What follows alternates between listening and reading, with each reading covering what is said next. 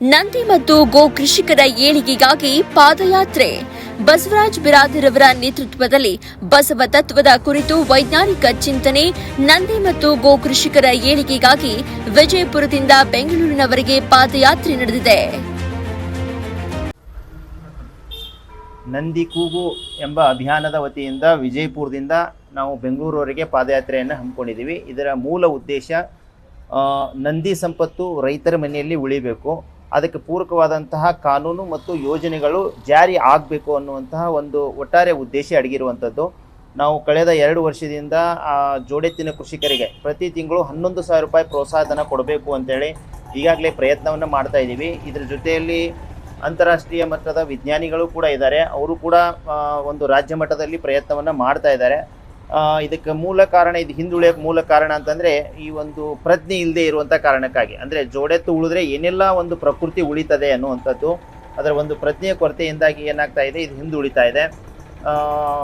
ಈಗ ಜೋಡೆತ್ತಿನ ಕೃಷಿಕರಿಗೆ ಅದನ್ನು ಕಟ್ಟಿ ಬೆಳೆಸೋಕೆ, ಪೋಷಣೆ ಮಾಡೋಕ್ಕೆ, ಅಂದರೆ 365 ದಿವಸನೂ ಕೂಡ ಅದನ್ನು ಪೋಷಣೆ ಮಾಡಬೇಕು. ಅದಕ್ಕೆ ತಕ್ಕದಾದಂಥ ಒಂದು ಆದಾಯ ಅವ್ರಿಗೆ ದೊರದೇ ಇರುವಂಥ ಕಾರಣಕ್ಕಾಗಿ ಅವ್ರು ಮಾರಾಟ ಮಾಡ್ತಾ ಇದ್ದಾರೆ. ಮಾರಾಟ ಮಾಡಿದರೆ ಅವೆಲ್ಲವೂ ಕೂಡ ಏನಾಗ್ತಾ ಇದ್ದಾವೆ, ಕಸಾಯಿಖಾನೆಯ ಪಾಲಾಗ್ತಾ ಇದ್ದಾವೆ. ಆ ಸಂದರ್ಭದಲ್ಲಿ ಎಷ್ಟೆಲ್ಲ ತೊಂದರೆ ಆಗ್ತಾ ಇದೆ. ಇವತ್ತು ಗೋ ರಕ್ಷಕರಿಗೂ ಕೂಡ ಏನಾಗ್ತಾ ಇದೆ, ಒಂದು ಅಪವಾದ ಸೃಷ್ಟಿಯಾಗುವಂಥ ಸಂದರ್ಭ ಇವತ್ತು ಬಂದು ಇರುವಂಥದ್ದು. ಅದಕ್ಕೆ ಮೂಲ ಕಾರಣ ಅಂತಂದರೆ ಅವ್ರು ಏನು ಮಾಡ್ತಾರೆ, ರೈತರು ವಿಚಾರ ಮಾಡ್ತಾ ಇದ್ದಾರೆ ಅಂತಂದರೆ ನಾವು ಕೊಡ್ತಾ ಇದ್ದೀವಿ, ಅಲ್ಲಿ ಹಿಡಿತಾ ಇದ್ದಾರೆ, ಈ ರೀತಿ ಎಲ್ಲನೂ ಪ್ರಶ್ನೆಗಳು ಬರ್ತಾ ಇದ್ದಾವೆ. ಹಾಗಿದ್ರೆ ಇಲ್ಲಿ ಮೂಲ ಎಲ್ಲಿದೆ ಅಂತಂದರೆ ಜೋಡೆತ್ತಿನ ಕೃಷಿಕರ ಮನೆಯಲ್ಲಿ ನಂದಿ ಅಥವಾ ಜೋಡೆತ್ತುಗಳು ಉಳಿದು ಅಂತಂದರೆ, ಆ ವ್ಯವಸ್ಥೆ ನಿರ್ಮಾಣ ಆಯಿತು ಅಂತಂದರೆ ಅದ್ರ ಜೊತೆಯಲ್ಲಿ ಗೋವು ಕೂಡ ತಾನಾಗೆ ಉಳಿತದೆ ಅನ್ನುವಂಥದ್ದು. ಇದೇ ಕಾರಣಕ್ಕಾಗಿ ಇದು ವೈಜ್ಞಾನಿಕ ವಿಚಾರ ಇರುವಂಥದ್ದು. ಜಗತ್ತಿನ ಎಲ್ಲ ಶಿವಾಲಯಗಳ ಶಿವಲಿಂಗದ ಮುಂದೆ ನಾವು ನಂದಿಯನ್ನು ನೋಡ್ತೀವಿ ಅನ್ನುವಂಥದ್ದು. ಯಾಕೆ ಇಟ್ಟಿದ್ದಾರೆ ನಂದಿ ಅಂದರೆ ಮೂಲ ಉದ್ದೇಶ ಏನು ಅಂತಂದರೆ, ಆ ನಂದಿಯನ್ನು ನಾವು ಹಿಂದುಳಿಸಿ ಹೋದರೆ ನಾಗರಿಕತೆಗೆ ಭವಿಷ್ಯ ಇಲ್ಲ ಅಂತ. ನಂದಿಯನ್ನು ಹಿಂದುಳಿಸಿ ನಾವು ಮುಂದೆ ಹೋದರೆ ಖಂಡಿತವಾಗಿಯೂ ನಾಗರಿಕತೆಗೆ ಭವಿಷ್ಯ ಇಲ್ಲ ಅಂತ.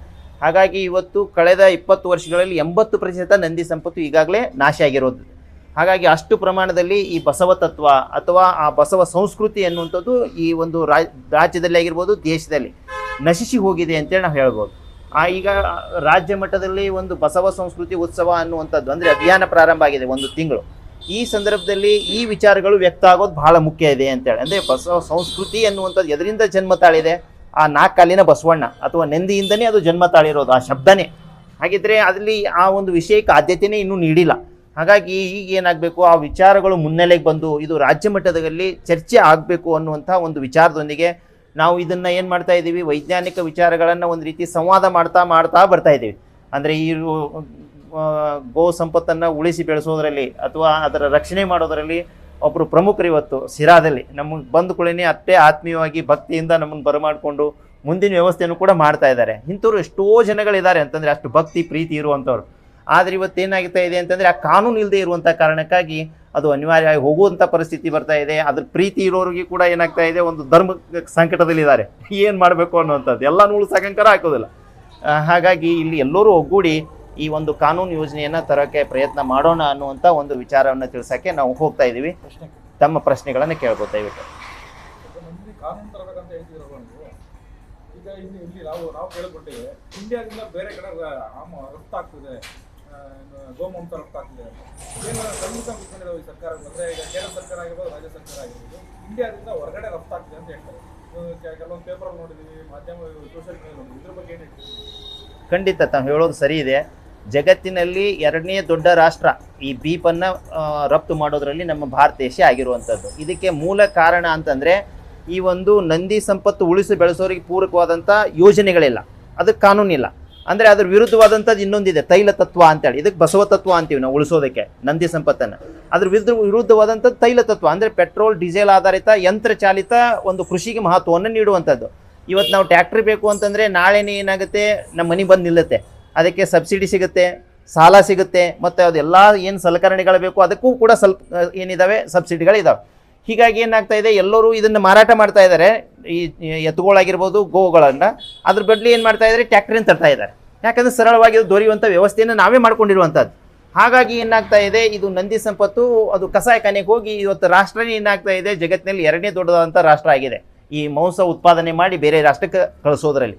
ಹಾಗಾಗಿ ಇಲ್ಲಿ ಮೂಲ ಅಂತಂದರೆ ನಾವು ಇಲ್ಲಿ ದೂಷಣೆ ಮಾಡೋದು ಪರಿಹಾರ ಅಲ್ಲ ಅನ್ನುವಂಥದ್ದು. ಇದಕ್ಕೆ ಪೂರಕವಾದಂಥದ್ದು ರೈತರ ಮನೆಯಲ್ಲೇ ಉಳಿಸುವಂಥ ಒಂದು ಕಾನೂನು ಯೋಜನೆಯನ್ನು ತರೋದು ಮಾತ್ರ ಇದಕ್ಕೆ ಪರಿಹಾರ ಅಂತೇಳಿ ನಾವು ಕಂಡುಕೊಂಡಿರುವಂಥ ವಿಚಾರ ಇದೆ. ಈಗ ನಿಮಗೆ ಕಂಡು ಈಗ ಗೋಮಾಂಸ ಎಲ್ಲ ವ್ಯಾಪಾರ ಆಗ್ತದೆ ಕಣ್ಣಂಗೆ. ಈಗ ನಾವು ಶಿರಾದಲ್ಲಿ ನೋಡ್ಬೋದು ರಾಜವರ್ಷ ಗೋಮಾಂಸ ಎಲ್ಲ ಮಾಡ್ತಾ ಇದ್ದಾರೆ. ಈಗ ನಿಮ್ಮ ಈಗ ಬಿಜೆಪಿ ಸರ್ಕಾರ ಆಗಿರ್ಬೋದು, ಹೋದ ಸರಿ ಕಳೆದ ಬಾರಿ ಬಿಜೆಪಿ ಸರ್ಕಾರ ಶಿರಾದಲ್ಲಿತ್ತು, ಕೇಂದ್ರದಲ್ಲಿತ್ತು, ರಾಜ್ಯದಲ್ಲಿತ್ತು. ಅವಾಗ ಅದನ್ನ ಬ್ಯಾನ್ ಮಾಡ್ಬೋದಿತ್ತಲ್ಲ, ಯಾಕೆ ಮಾಡಲಿಲ್ಲ? ಅದೇ ನಿಲ್ಲಿಸ್ಬೋದಿತ್ತಲ್ಲ.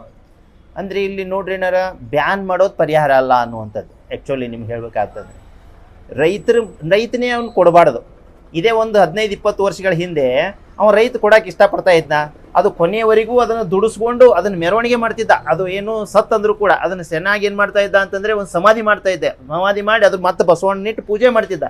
ಈ ಸಂಸ್ಕೃತಿ ಯಾಕೆ ಹೋಯಿತು ಅಂತಂದರೆ ಮೂಲ ಅಂತಂದರೆ ಅದಕ್ಕೆ ಪೂರಕವಾದಂಥ ಒಂದು ವ್ಯವಸ್ಥೆನೇ ನಾಶ ಹೋಗ್ಬಿಡ್ತು ಈ ತೈಲ ತತ್ವ ಮುಂದಕ್ಕೆ ಬಂದಂಥ ಕಾರಣಕ್ಕಾಗಿ. ಅದರದ್ದು ದುಷ್ಪರಿಣಾಮನ ಇವತ್ತು ನೋಡ್ತಾ ಇದ್ದೀವಿ ಅಂತಂದರೆ, ಯಾಕಂದರೆ ಮಣ್ಣಿನ ಫಲವತ್ತತೆ ನಾಶ ಆಗ್ತಾ ಇದೆ, ಅಲ್ಲಿ ಬೆಳೆದಂಥ ಆಹಾರದಲ್ಲಿ ಯಾವುದೇ ಕ್ವಾಲಿಟಿ ಇಲ್ಲ, ಅದನ್ನು ನಾವು ತಿನ್ನಂಥ ಕಾರಣಕ್ಕಾಗಿ ಸುಮಾರು ದೈಹಿಕ ಸಮಸ್ಯೆಗಳು ಮತ್ತು ಮಾನಸಿಕ ಸಮಸ್ಯೆಗಳು ಸೃಷ್ಟಿ ಆಗ್ತಾ ಇದ್ದಾವೆ. ಅದೇ ವಿಜ್ಞಾನಿಗಳು ಹೇಳ್ತಾ ಇದ್ದಾರೆ, ಇನ್ನೊಂದು 10-15 ವರ್ಷ ಇದೇ ಹೋಯಿತು ಅಂದರೆ ಪ್ರತಿಯೊಬ್ಬರ ಮನೆಯಲ್ಲಿ ಒಬ್ಬರು ಹುಚ್ಚರಿರ್ತಾರೆ ಅನ್ನುವಂಥದ್ದು, ಮಾನಸಿಕ ಅಸ್ವಸ್ಥರಿರ್ತಾರೆ ಅಂತೇಳಿ. ಹಾಗಾಗಿ ನಾವು ಇಲ್ಲಿ ಮುಖ್ಯವಾಗಿ ಹೇಳ್ತಾ ಇರುವಂಥದ್ದು ಅದನ್ನು ಬ್ಯಾನ್ ಮಾಡಬೇಕು ಅನ್ನೋದಕ್ಕಿಂತಲೂ ಮುಖ್ಯವಾಗಿ ನಾವು ರೈತರ ಮನೆಗೆ ಉಳಿಸುವಂಥ ಕಾನೂನು ಯೋಜನೆಯನ್ನು ಏನು ತರ್ತೀವಿ. ಇವತ್ತು ಟ್ಯಾಕ್ಟ್ರಿಗೆ ಕೊಟ್ಟಂಥ ಒಂದು ಏನು ಸವಲತ್ತುಗಳಿದ್ದಾವೆ, ಪ್ರೋತ್ಸಾಹ ಇದ್ದಾವೆ, ಅದೇ ರೀತಿ ಇದಕ್ಕೂ ಕೊಟ್ಬಿಡಿ. ಇವು ಉಳಿಸ್ಕೋತಿದ್ದಾರೆ. ಇವತ್ತು ನಮ್ಮಲ್ಲಿನೇ ನಾವು ಜೋಡೆ ತಿನ್ ಕೃಷಿಕರ ಸಂಘಗಳನ್ನು ನಾವು ಮಾಡಿದ್ದೀವಿ. ಈ ಕಳೆದ ಒಂದು ವರ್ಷದಿಂದನೇ ಅವ್ರು ಬೇಡಿಕೆಯನ್ನು ಇಟ್ಟಿದ್ದಾರೆ, ಆದರೂ ಇದಕ್ಕೆ ಸ್ಪಂದನೆಯನ್ನು ಮಾಡ್ತಾ ಇಲ್ಲ. ಹಾಗಾಗಿ ಇಲ್ಲೇನಾಗುತ್ತೆ, ಅವ್ರಿಗೆ ಏನಾದರೂ ತಿಂಗಳ 11,000 ರೂಪಾಯಿ ಪಗಾರ ಮಾಡಿದ್ರು ಅಂತ ತಿಳ್ಕೊಳ್ಳೋಣ, ಖಂಡಿತವಾಗಿ ಮುಂದಿನ ವರ್ಷ ಅದರ ಡಬಲ್ ಆಗ್ತವೆ. ಈಗೆಲ್ಲ ಏನು ನಿಮ್ಮ ಸಿಟಿಗಳಲ್ಲಿ ಎಲ್ಲಿಲ್ಲ ನೀವು ನೋಡ್ತಾ ಇದ್ದೀರಿ, ಎಷ್ಟೋ ನಂದಿಗಳು ಅಲ್ಲಿ ಇಲ್ಲಿ ತಿರುಗಾಡ್ತಾ ಇರ್ತವೆ. ಇವತ್ತು ಕುರಿ ಹಿಂಡದ ಇದ್ದಾಗೆ ನಾವು ಸಿಟಿಗಳಲ್ಲಿ ನೋಡ್ತಾ ಇದ್ದೀವಿ. ಅದನ್ನೆಲ್ಲ ಕದ್ಕೊಂಡು ಹೋಗಿ ರೈತರು ಸಾಕಾಣಿಕೆ ಮಾಡುವಂಥ ವ್ಯವಸ್ಥೆ ನಿರ್ಮಾಣ ಆಗ್ತದೆ ಅನ್ನುವಂಥದ್ದು. ಆ ಒಂದು ಕಾರಣಕ್ಕಾಗಿ ನಾವು ಏನು ಮಾಡ್ತಾ ಇದ್ದೀವಿ, ಅದಕ್ಕೆ ಪೂರಕವಾದಂಥ ಕಾನೂನು ಯೋಜನೆ ಬೇಕು. ಒಂದನೇದ್ದು ಜೋಡೆತ್ ಕೃಷಿಕರಿಗೆ 11,000 ರೂಪಾಯಿ ಪ್ರೋತ್ಸಾಹ ಕೊಡ್ರಿ. ಮುಂದಿನ 10 ವರ್ಷಗಳವರೆಗೆ ಏನು ಮಾಡಿರಿ, 10% ಬಜೆಟ್ ಇದಕ್ಕಾಗಿ ಮೀಸಲಿಡ್ರಿ ಅಂತೇಳಿ. ಜೋಡೆತಿನ ಕೃಷಿಕರಾಗೆ ಮೀಸಲಿಡ್ರಿ, ನಂದಿ ಸಂಪತ್ತನ್ನು ಉಳಿಸಿ ಬೆಳೆಸೋಕಾಗೆ ಮೀಸಲಿಡ್ರಿ. ಅದ್ರ ಜೊತೆಯಲ್ಲಿ ಏನು ಮಾಡಬೇಕು, ಅದ್ರ ಉತ್ಪನ್ನಗಳನ್ನು ಸಾಧ್ಯವಾದಷ್ಟು ನಾವು ಬಳಕೆ ಮಾಡೋಕ್ಕೂ ಕೂಡ ಏನು ಮಾಡಬೇಕು ಅಂತಂದರೆ ಪ್ರೋತ್ಸಾಹ ನೀಡಬೇಕು. ಈಗ ನಾನೇ ನೋಡಿದರೆ ನಾವು ಶಾಂಪೂವನ್ನು ಅದರದ್ದೇ ಉಪಯೋಗ ಮಾಡ್ತೀವಿ, ಹಲ್ ಪುಡಿ ಅದನ್ನೇ ಉಪಯೋಗ ಮಾಡ್ತದೆ, ಅದೇ ರೀತಿ ಈ ಸೋಪನ್ನು ಅದನ್ನೇ ಉಪಯೋಗ ಮಾಡೋದು. ಮನೆಯಾಗೆ ಸುಮಾರು 20-30 ರೀತಿಯ ಒಂದು ಉತ್ಪನ್ನಗಳು ಇವತ್ತು ತಯಾರಿ ಮಾಡೋರು ಇದ್ದಾರೆ. ಅಂದರೆ ಅಲ್ಲಿ ಬಿಸ್ನೆಸ್ ಮಾಡೋರಿಗೆ ಅಲ್ಲಿ ಅವ್ರಿಗೂ ಕೂಡ ಅನುಕೂಲ, ಮತ್ತು ಇಲ್ಲಿ ಉಪಯೋಗ ಮಾಡ್ಕೊಳ್ಳೋರಿಗೆ ನಮಗೂ ಕೂಡ ಆರೋಗ್ಯದಿಂದ ದೃಷ್ಟಿಕೋನದಿಂದ ನಮಗೂ ಕೂಡ ಅನುಕೂಲ. ಇಂಥದಕ್ಕೆ ಏನು ಮಾಡಬೇಕು, ಬೆಂಬಲ ನೀಡಿ ಏನು ಮಾಡಬೇಕು ಅಂತಂದರೆ ಅಂಥವ್ರನ್ನ ಪ್ರೋತ್ಸಾಹ ನೀಡಬೇಕು. ಹಾಗಾಗಿ ಇನ್ನೊಂದು ನಿಮಗೆ ಮುಖ್ಯವಾದಂಥ ವಿಚಾರ ನಿಮಗೆ ಹೇಳೋದಾದರೆ, ಈ ಒಂದು ಕೃಷಿಕರ ಶ್ರಮವನ್ನು ನೋಡಿ ಪರಿಗಣಿಸಿ ನಾವು ಯೋಜನೆಯನ್ನು ತರದೇನೆ ಈಗ ನಾವು ಈ ಜನಪ್ರಿಯ ಯೋಜನೆಗಳನ್ನು ನಾವು ಮುನ್ನೆಲೆಗೆ ತಂದುಬಿಟ್ವಿ ಅಂತಂದರೆ ಅವಾಗ ಏನು ಮಾಡ್ತಾರೆ, ಇಲ್ಲಿ ಖಾಲಿ ಕುಂತವ್ರಿಗೆ ದುಡ್ಡು ಬರ್ತದೆ, ನಾ ಎಷ್ಟು ಶ್ರಮ ಹಾಕಿದರೂ ಕೂಡ ನನಗೇನು ಇಲ್ಲ ಅನ್ನುವಂಥದ್ದೊಂದು ಅವ್ರ ಮನೋಭಾವನೆ ಬಂತು ಅಂದರೆ ಮಾರಾಟ ಮಾಡಿಬಿಡ್ತಾರೆ. ಹೀಗಾಗಿ ವಿಜಯಪುರದ ಒಂದು ಸಿದ್ದೇಶ್ವರ ಜಾತ್ರೆ, ಪ್ರತಿ ಸಂಕ್ರಮಣ ಜಾತ್ರೆ ನಡೆಯೋದು. ಹೋದ ವರ್ಷ 75,000 ದನಕರುಗಳು ಬಂದಿದ್ದಾವೆ, ಈ ಸಲ ಕೇವಲ 4,000 ಬಂದಿದ್ದಾವೆ. ಹೋದ ವರ್ಷ 75,000 ದನಕರುಗಳು, ಈ ಸಲ 4,000. ಇದಕ್ಕೆ ಮೂಲ ಕಾರಣ ಅಂತಂದರೆ ಆ ಒಂದು ಕೃಷಿಕರ ಏನು ಜೋಡೆತಿನ ಕೃಷಿಕರು, ನಂದಿ ಕೃಷಿಕರ ಶ್ರಮವನ್ನು ಪರಿಗಣಿಸದೇನೆ ಈ ಜನಪ್ರಿಯ ಯೋಜನೆಗಳನ್ನು ತಂದಿರೋದು ಅಂತೇಳಿ ಇವತ್ತು ನಮಗೆ ವೈಜ್ಞಾನಿಕವಾಗಿ ನಮಗೆ ತಿಳಿತಾ ಇರುವಂಥದ್ದು. ಹೀಗಾಗಿನೇ ಏನಾಗ್ತಾ ಇದೆ, ಇದು ನಂದಿ ಸಂಪತ್ತು ತೀವ್ರಗತಿಯಲ್ಲಿ ಇವತ್ತು ಕಸಾಯ್ಖಾನೆಗೆ ಹೋಗ್ತಾ ಇರೋದು. ಅದನ್ನು ರಕ್ಷಣೆ ಮಾಡಬೇಕು, ಅದು ಉಳಿಬೇಕು ಅಂತೇಳಿ ಯಾರು ಪ್ರಯತ್ನ ಮಾಡ್ತಾ ಇದ್ದಾರೆ ಗೋಪ್ರಿಯರು, ಅವರಿಗೆ ಕೂಡ ಕಷ್ಟ ಆಗ್ತಾ ಇರುವಂಥ ಎಷ್ಟು ಹಿಡಿಯೋಕ್ಕಾಗತ್ತೆ ಹೇಳ್ರಿ ಅದನ್ನು, ಹೌದಾ? ಅಂಥ ಪರಿಸ್ಥಿತಿಯನ್ನು ಮಾಡಗೆ ನೋ ಅವ್ರು ಮಾರ್ತಾ ಇದ್ದಾರಲ್ಲ ಅಂತಾನೆ, ಮಾರುವಂಥ ವ್ಯವಸ್ಥೆಯನ್ನು ನಾವು ನಿರ್ಮಾಣ ಮಾಡ್ಕೊಂಡಿದ್ದೀವಿ ಅಂತೇಳಿ ಅನಿವಾರ್ಯವಾಗಿ ಮಾರುವಂಥ ಪರಿಸ್ಥಿತಿ ಬಂದಿದೆ ಅನ್ನುವಂಥದ್ದು ನಿಮ್ಗೆ ಹೇಳ್ತಾ ಇರೋದು. ಅಂದರೆ 365 ದಿವಸ ಅದಕ್ಕೆ ಆರು ಹಾಕ್ಬೇಕ್ರಿ.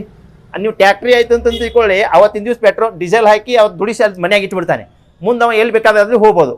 ಆದರೆ ಜೋಡೆತ್ತು ಕಟ್ಟಿದಂಥ ರೈತ ಅಥವಾ ಒಂದು ಗೋ ಕಟ್ಟಿದಂಥ ರೈತ ಅವ 365 ದಿವಸ ಅವ ಜವಾಬ್ದಾರಿ ಇರಬೇಕು. ಅದ್ರ ಜೊತೆ ಅವ್ನ ಹೆಂಡತಿನೂ ಕೂಡ ಜವಾಬ್ದಾರಿ ಹೊರಬೇಕು.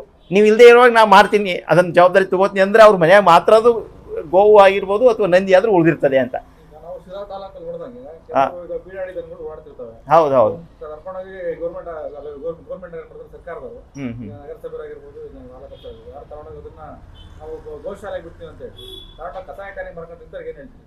ಖಂಡಿತ ಈಗ ಏನಾಗ್ತದೆ, ಇಲ್ಲ ನೀವು ಹೇಳೋದು ಸತ್ಯ ಇದೆ, ಖಂಡಿತವಾಗಿಯೂ ಕೂಡ ಇದಕ್ಕೆ ಪ್ರಶ್ನೆಗಳಿಗೆ ಉತ್ತರ ಕಂಡುಕೊಳ್ಳೇಬೇಕಾಗಿದೆ ಇವತ್ತಿನ ದಿವಸ. ಹಾಗಾಗಿ ಖಂಡಿತ ಅಂದ್ರೆ ಏನಾಗುತ್ತೆ, ಎಲ್ಲ ಗೋಶಾಲೆಗಳು ಆ ರೀತಿ ಅಂತ ಹೇಳೋಕ್ಕಾಗೋದಿಲ್ಲ. ಮೊದಲೇದಾಗಿ ಅವತ್ತೊಬ್ಬರು ಏನು ಮಾಡ್ತಾರೆ, ಇದ್ರ ಲಾಭ ತಗೊಳ್ಳೋಕ್ಕೂ ತಯಾರಾಗ್ತಾರೆ ಖಂಡಿತವಾಗಿಯೂ ಕೂಡ. ಇಲ್ಲಿ ಏನಾಗಿದೆ, ಗೋಶಾಲೆಗಳು ಖಂಡಿತವಾಗಿಯೂ ಕೂಡ ಗೋ ಸಂಪತ್ತನ್ನು ಉಳಿಸೋಕೆ ಪರಿಹಾರ ಅಲ್ಲ ಅಂತ ಮೊದಲೇದಾಗಿ ತಿಳ್ಕೊಬೇಕಾಗಿದೆ.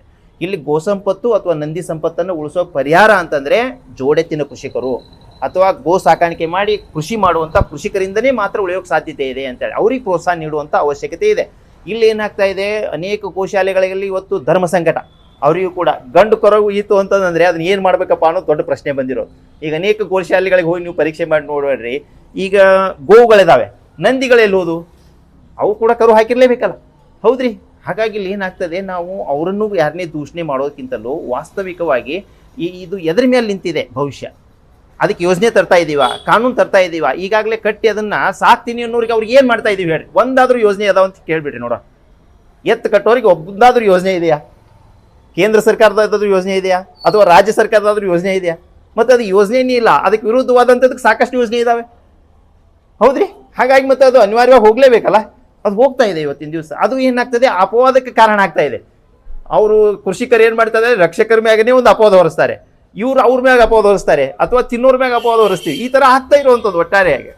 ಹಾಗಾಗಿ ಇಲ್ಲಿ ಏನಾಗ್ತದೆ, ಯಾವುದಕ್ಕೆ ನಾವು ಪ್ರೋತ್ಸಾಹ ಕೊಡ್ತೀವೋ ಆ ಒಂದು ವ್ಯಾಪಾರ ಬೆಳೀತದೆ. ಯಾವುದಕ್ಕೆ ನಾವು ಪ್ರೋತ್ಸಾಹ ಕೊಡ್ತೀವಿ ಅಂಥ ಒಂದು ವ್ಯಾಪಾರ ಬೆಳೀತದೆ. ಹಾಗಾಗಿ ನಾವೇನಾದರೂ ಜೋಡೆತ್ತಿನ ಕೃಷಿಕರಿಗೆ ಪ್ರೋತ್ಸಾಹ ಕೊಡೋಣ, ಗೋವು ಸಾಕಾಣಿಕೆ ಮಾಡೋರು ಪ್ರೋತ್ಸಾಹ ಕೊಡೋಣ, ತುಪ್ಪ ಮಾಡೋರು ಬಿಸ್ನೆಸ್ ಬೆಳೀತದೆ. ಗೋ ರಕ್ಷಣೆ ಮಾಡೋಂತ ಇದ್ದಾರಲ್ಲ ಈಗ, ಹಾಂ ಹಾಂ ಆಮೇಲೆ ಗೋ ರಕ್ಷಣೆ ಮಾಡ್ತಾ ಇರ್ತಾರೆ, ಹೌದು, ಅವ್ರಿಗೆ ರಕ್ಷಣೆ ಇಲ್ಲ, ಖಂಡಿತ ಆ ಥರ ಪರಿಸ್ಥಿತಿ ಆಗಿದೆ. ಇದಕ್ಕೆ ಏನು ಹೇಳ್ತೀರಿ? ಅಣ್ಣ, ಇದು ಏನು ನಿಮ್ಗೆ ಹೇಳ್ತಾ ಇರೋದು, ಇತ್ತೀಚಿನ ಜಾತ್ರೆಗಳಲ್ಲಿ ಏನಾಗ್ತಾ ಇದೆ ಅಂತಂದರೆ, ಕೆಲವೊಂದು ಚಾನಲ್ಗಳನ್ನು ಮುಂತಂದು, ಇಲ್ಲ ನೀವು ಗೋ ರಕ್ಷಕರು ಯಾರೇ ಕಾರಣಕ್ಕೂ ನೀವು ಇದನ್ನು ಅವ್ರ ಮುಂದೆ ಬರಬಾರ್ದು, ಇಲ್ಲ ಅಂತಂದರೆ ನಾವೇ ಅವ್ರನ್ನ ನೋಡ್ಕೋಬೇಕಾಗುತ್ತೆ, ಈ ರೀತಿ ಮಾತುಗಳನ್ನು ರೈತರಿಂದನೇ ಹೇಳಿಸುವಂಥದ್ದು ಇದು ಬಂದಿರೋದು, ನಾನು ನೋಡಿರುವಂಥದ್ದು. ಇದು ಯಾಕೆ ಆಗ್ತಾ ಇದೆ ಅಂತಂದರೆ, ಮುಖ್ಯವಾಗಿ ಇದು ಅವ್ರಿಗೆ ಪೂರಕವಾದಂಥ ಒಂದು ವ್ಯವಸ್ಥೆನೇ ನಾಶ ಆಗಿರುವಂಥದ್ದು. ಅಂದರೆ ಜನಪ್ರಿಯ ಯೋಜನೆಗಳನ್ನು ತೀವ್ರಗತ ತಂದಂಥ ಕಾರಣಕ್ಕಾಗಿ ಏನಾಯಿತು, ಅದು ಶ್ರಮ ಇರೋದನ್ನು ಯಾರೂ ಕೂಡ ಏನು ಮಾಡೋಕ್ಕೆ ತಯಾರಿಲ್ಲ, ಅದನ್ನು ತಾವು ಯಾರೂ ಸ್ವೀಕಾರ ಮಾಡೋಕ್ಕೆ ತಯಾರಿಲ್ಲ, ಅದನ್ನು ಉಳಿಸ್ಕೊಳ್ಳೋಕೆ ತಯಾರಿಲ್ಲ. ಇಂಥ ಸಂದರ್ಭದಲ್ಲಿ ಒಬ್ರಿಗೊಬ್ರಿಗೆ ಅಪವಾದನ ಮಾಡೋದು, ದೂಷಣೆ ಮಾಡೋದೇ ಆಗಿಬಿಡ್ತದೆ. ಹಾಗಾಗಿ ಇಲ್ಲಿ ನಾವು ಯಾವುದೇ ಕಾರಣಕ್ಕೂ ದೂಷಣೆ ಮಾಡೋದು, ಸಮಸ್ಯೆಗಳನ್ನು ಮುಂದೆ ತರೋದಕ್ಕಿಂತಲೂ ಪರಿಹಾರ ಎಲ್ಲಿ ಅಂತಂದರೆ, ಜೋಡೆತ್ತು ಕಟ್ಟಿದವ್ರಿಗೆ ನೀವು 11,000 ರೂಪಾಯಿ ಕೊಟ್ಬಿಡ್ರಿ, ಖಂಡಿತವಾಗಿಯೂ ನಾಳೆ ದಿವಸನೇ ಶುರು ಆಗಿಬಿಡ್ತದೆ. ನಾನು ಕಟ್ಟಬೇಕಂತ ಇನ್ನೊಬ್ಬರು ಬಂದೇ ಬರ್ತಾರೆ. ಅದ್ರ ಜೊತೆ ಇನ್ನೊಂದು ವಿಚಾರ ಮಾಡಿ, ಯಾವ ಊರಲ್ಲಿ ಜೋಡೆತ್ತಿನ ಕೃಷಿಕರ ಸಂಖ್ಯೆ ಹೆಚ್ಚಿಗಿದೆಯೋ ಆ ಊರಲ್ಲಿನೇ ದೇಸಿ ಹಸುಗಳ ಸಂಖ್ಯೆನೂ ಜಾಸ್ತಿ ಇರಲೇಬೇಕು, ಇದ್ದೇ ಇರುತ್ತದೆ, ಹೌದ್ರಿ? ಇನ್ನೊಂದು, ಇಷ್ಟು ವರ್ಷದಿಂದ ನಾವು ಜೆರ್ಸಿ ಎಫ್ಗಳನ್ನು ನಾವು ನೋಡ್ತಾ ಇದ್ದೀವಿ, ಹೌದಾ? ಹಾಗಿದ್ರೆ ಇಲ್ಲಿ ಏನಾಗುತ್ತೆ, ಜೆರ್ಸಿ ಎಫ್ಗಳನ್ನು ಎತ್ತಗಾಗಿ ಉಪಯೋಗ ಮಾಡ್ಕೋತಾ ಇದ್ದಾರೆ, ನೀವೇ ಹೇಳಿ ನೋಡೋಣ. ಯಾಕಂದರೆ ಅವು ನಮ್ಮ ಭಾಗಕ್ಕೆ ಅವು ಸೂಕ್ತ ಅಲ್ವೇ ಅಲ್ಲ. ನಮ್ಮ ದೇಸಿ ಹಸುಗಳಿಂದ ಏನು ಹೋರಿಗಳು ಬರ್ತವೆ ಅವು ಮಾತ್ರ ಸೂಕ್ತ ಆಗ್ತವೆ ಅಂತ. ಹಾಗಾಗಿ ಇಲ್ಲಿ ಏನಾಗ್ತದೆ, ನಾವು ಜೋಡೆತ್ತಿಗೆ ಪ್ರೋತ್ಸಾಹ ಕೊಟ್ಬಿಟ್ಟಿವಿ ಅಂದರೆ ನೀ ದೇಸಿ ಹಸುಗಳ ಬಗ್ಗೆ ಮಾತಾಡೋ ಅವಶ್ಯಕತೆನೇ ಇಲ್ಲ, ಆಟೋಮೆಟಿಕ್ಕಾಗಿ ಅದು ಉಳಿತದೆ. ಇದು ನಾವು ಅನುಭವದಿಂದ ಕಂಡುಕೊಂಡಿರುವಂಥದ್ದು. ಹಾಗಾಗಿ ಇದು ಆಳವಾದಂಥ ವಿಜ್ಞಾನ ಇದೆ. ಮೊದಲೇದಾಗಿ ಏನಾಗ್ತದೆ, ಒಟ್ಟಾರೆ ಪ್ರಕೃತಿಯನ್ನು ಉಳಿಸೋನು ಯಾವನು ಅಂತಂದರೆ ಜೋಡೆತ್ತು ಕಟ್ಟಿದಂಥ ರೈತ ಅಂತೇಳಿ, ಅವನೇ ಬಸವ ತತ್ವವನ್ನು ಉಳಿಸುವಂಥ ರೈತ ಅಂತ, ಅವನೇ ಬಸವ ಸಂಸ್ಕೃತಿಯನ್ನು ಉಳಿಸುವಂಥ ರೈತ ಅಂತೇಳಿ. ಹಾಗಾಗಿ ಮೂಲವಾಗಿ ಈ ಸಂಸ್ಕೃತಿ ಎನ್ನುವಂಥ ಶಬ್ದ ಪ್ರಾರಂಭ ಆಗಿರೋದೇ ಜೋಡೆತ್ತಿನ ಕೃಷಿಕನ ಮನೆಯಿಂದ ಅಂತ. ಅದಕ್ಕಾಗಿಯೇ ಬಸವಣ್ಣವ್ರು ಏನು ಹೇಳಿದ್ದಾರೆ, ಕೃಷಿ ಕೃತ್ಯ ಕಾಯಕ ಮಾಡುವ ಸದ್ಭಕ್ತನ ಪಾದವ ತೋರಿಸಿ ಬದುಕಿಸಯ್ಯ ಅಂತ. ಅವನ ಪಾದ ತೋರಿಸಿ ನಾನು ಬದುಕಿಸತ್ಯ ಬಸವಣ್ಣವ್ರು ಹೇಳ್ಯಾರೆ. ಹಾಗಾಗಿನೇ ಅವರು ವಿಶ್ವಗುರು ಆಗಿದ್ದಾರೆ. ಹಾಗಾಗಿ ನಾವು ಏನು ಹೇಳ್ತಾ ಇದ್ದೀವಿ, ಇದು ಬಸವ ತತ್ವ ಅನ್ನೋದು ವಿಶ್ವತತ್ವ, ಬಸವ ಸಂಸ್ಕೃತಿ ಅನ್ನೋದು ವಿಶ್ವತತ್ವ. ಹಾಗಾಗಿ ಇದು ಏನು ಮಾಡಬೇಕಾಗಿದೆ, ಈ ವಿಶ್ವತತ್ವಕ್ಕೆ ನಾವು ಬೆಲೆ ನೀಡಬೇಕಾಗಿದೆ. ಇದಕ್ಕೆ ಏನು ಮಾಡಬೇಕಾಗಿದೆ, ಪೂರಕವಾದಂಥ ಕಾನೂನು ಯೋಜನೆಯನ್ನು ತಂದರೆ ಮಾತ್ರ ಈ ಬಸವ ಸಂಸ್ಕೃತಿ ಉತ್ಸವ ಅಥವಾ ಬಸವ ಸಂಸ್ಕೃತಿ ಅಭಿಯಾನವನ್ನು ರಾಜ್ಯ ಮಟ್ಟದಲ್ಲಿ ಏನು ಒಂದು ಮಾಡ್ತಾ ಇದೆಯೋ ಸರ್ಕಾರ, ಅದಕ್ಕೆ ಅರ್ಥ ಬರ್ತದೆ ಅನ್ನುವಂಥ ವಿಚಾರವನ್ನು ತಿಳಿಸೋಕೆ ನಾವು ಮುಂದೆ ಹೋಗ್ತಾ ಇರುವಂಥದ್ದು.